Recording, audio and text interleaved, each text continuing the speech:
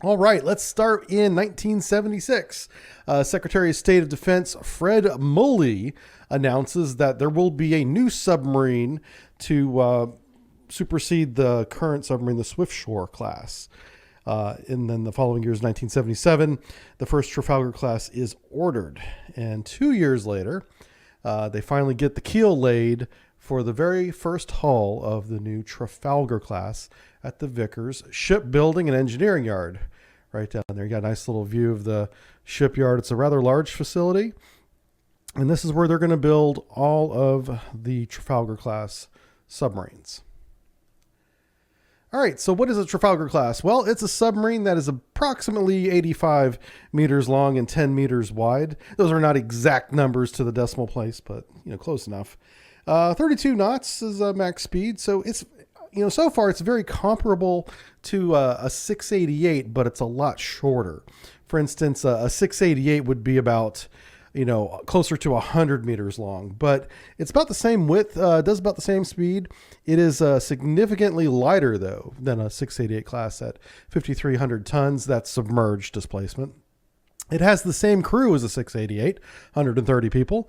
And then, of course, it just has the Royal Navy version of the American equipment, the 1007 radar, the 2046 towed array, 2072 hull array. Again, there's no photo for that one. The 2074 passive active sonar. This is just how they number their sonar systems. They don't give them names or conventional names like Americans do. And then the 2077 mine and ice detection sonar. Now, during the entire building process and in life of the submarine, they're constantly going into refit and having upgrades. So these types of sonar systems are just the ones that they ended up with. They didn't always have this particular sonar system for their entire duration.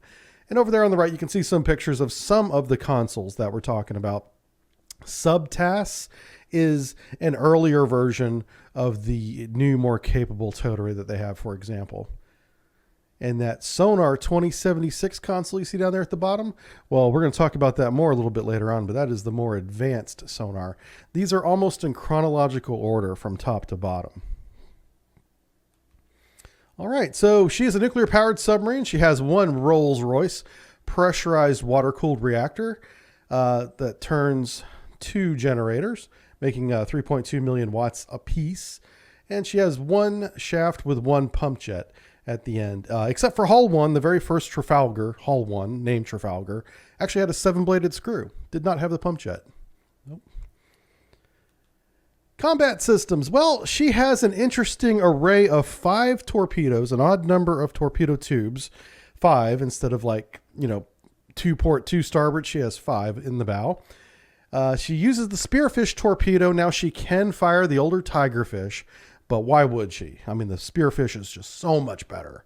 And so I'm sure that they go to sea now with the spearfish, and that's who we list here. The spearfish has greater speed, greater range, better sonar system, larger warhead. It's just a better all-round torpedo, the spearfish. She can shoot the AGM-84 Harpoon. I've never seen it tested, and I don't know of any real world incident of it actually being used. So if I suspect, like the American Navy in the 90s, she didn't even take it underway, because that's what happened to us anyway. As we didn't have the TASMs. That program got suspended for submarines that I believe was still available, but we didn't carry them. And then the Harpoons, we carried them into like the early 90s and then just stopped. It was just always torpedoes only after the early 90s. And I suspect that that's what happened here with the Trafalgar. They had the capability to shoot the Harpoon. I'd never even seen them do it in practice. And of course, there's no real world event that I'm aware of that's unclassified where they ever used a Harpoon in time of a war or an anger. But they can shoot the Tomahawk, and they shot the hell out of them. They loved the Tomahawk. The UGM-109 Tomahawk was used a lot by the Trafalgar class. We can break down the Trafalgar class down into 2 batches here. Let's go back to kind of some construction notes here. Batch 1 would be the first 3 hulls. Trafalgar, Turbulent, Tireless. Those guys are built and commissioned there. Those are the dates. And then batch 2 was the Torbay, the Trenchant, the Talent, and the Triumph. those had the new upgraded 2076 sonar system. And the 2076 sonar system is an integrated sonar system. It combines everything from towed array to passive hull array, flank arrays, mine detection, ice detection. It is a huge step. It's a generational leap, really, forward in sonar beamforming design, sensitivity capabilities. It's a completely new sonar system, basically, but they put it on the same hull. So instead of calling this maybe a Trafalgar 2, because they didn't change anything else, like in the propulsion or anything, it's still a Trafalgar class. As far as sonar is concerned, it's still the same from the outside looking in, but inside the Trafalgar, the Batch 2 is significantly more capable than Batch 1. And that begins with Hull 4, the Torbay. Over there on the right, you can see some really good pictures of some of the arrays and what they look like. Got a little bit better picture here for you guys, including the towed array handling system. Notice how this one is mounted on its side, much like the one I'd pointed out for the Shang submarine. Bow active passive sonars there on the left, and flank pods. Now, these flank pods were definitely on the Astute. I could not find any photo documents of flank arrays on the Trafalgar class, but if they got the 2076 sonar suite, they should have got the flank arrays too. I just don't have any photo evidence of that. All right.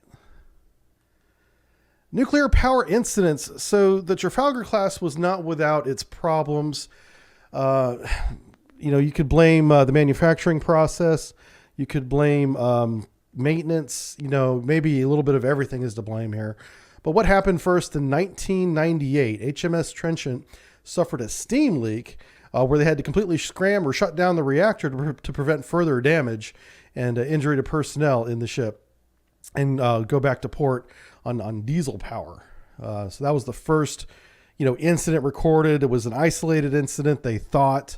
So they just, repaired or worked on the Trenchant and moved on. But 2 years later, the HMS Tireless suffered a reactor primary coolant leak. This is significantly more dangerous than just a steam leak. Now, a steam leak obviously will potentially burn crew members and kill them. Obviously, that's tragic.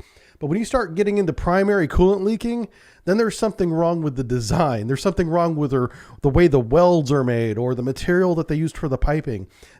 Primary coolant should never leak during the entire life of the reactor. And that began happening to the HMS Tireless in the year 2000. She was at sea when this happened. The closest port was Gibraltar. So under the power of the diesel engine only, because this was a nuclear power incident, they made their way to Gibraltar, where they spent a year undergoing repairs. All right.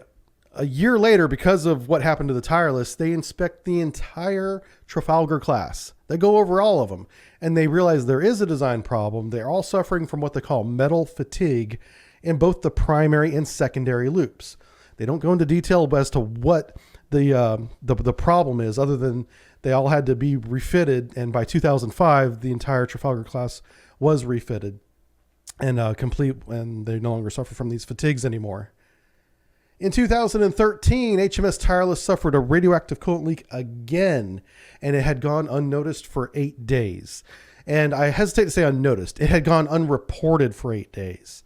There was one report that I could not confirm that estimated the leak at 280 liters of coolant, which even in one drop is too much.